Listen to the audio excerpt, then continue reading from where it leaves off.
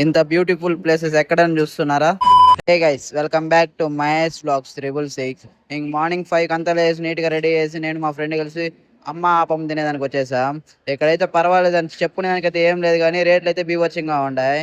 ఇంక మేము ఇద్దరు మొత్తం మాకు ఇద్దరికి వచ్చి దగ్గర దగ్గర 350 320 అయింది బిల్లు. ఇంకా మేము వెంటనే రేణుగుంట వచ్చే కొంత రైలు కూడా వచ్చేసింది. ఇంక నేను మా అన్నోళ్ళు కలిసి రైల్వే స్టేషన్కి ఎక్కి ట్రైన్ వెళ్ళిపోతున్నాం. ఎందుకు నేను ఎక్కడికి వెళ్ళాలని చెప్పలేదు కదా, సెకండ్ పార్ట్లో చెప్తా. మేము పోయేది పెద్ద సిటీకి పోతున్నాము. మన ఇండియాలోనే కార్నర్ లో ఉంటది ఆ సిటీకి పోతున్నాము. పోయేటప్పుడు మంచి హుషారులోనే పోయినాము, కానీ కొంచెం చౌప్కి కొందరు అందరు డల్ అయిపోయినారు. ఇండియన్ అప్పుడే డల్ డల్ ఫేస్ అయినారు.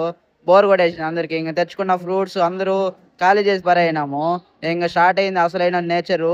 భయ్యా చెప్పుకునే దానికైతే మాటలు సరిపోవు, అంత బాగుంది. అలా ఉంటాయి నేచర్ ప్లేసెస్ ఇక్కడ. ఒక్కొక్క ప్లేస్ ఉంది భయ్య, వేరే లెవెల్.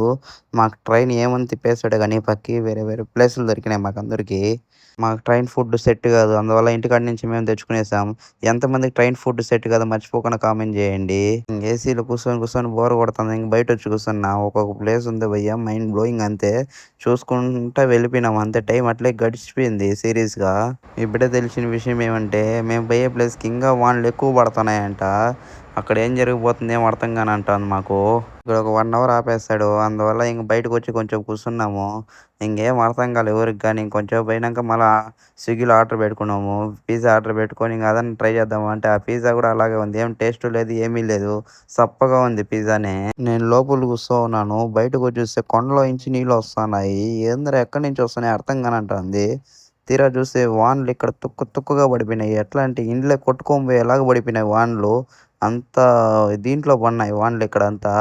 ఈ పడే వానలు చూస్తే మాకే భయం అవుతా ఉంది. ఇంక మేము పోయే ప్లేస్లో ఇంకా ఎట్లా పడతాయో వానలని. ఒకసారి చూడండి ఎలా కొట్టుకొని పోయినాయో. ఇంకా అక్కడైతే మొత్తం గోడను గోడనే కొట్టుకొని పోయింది.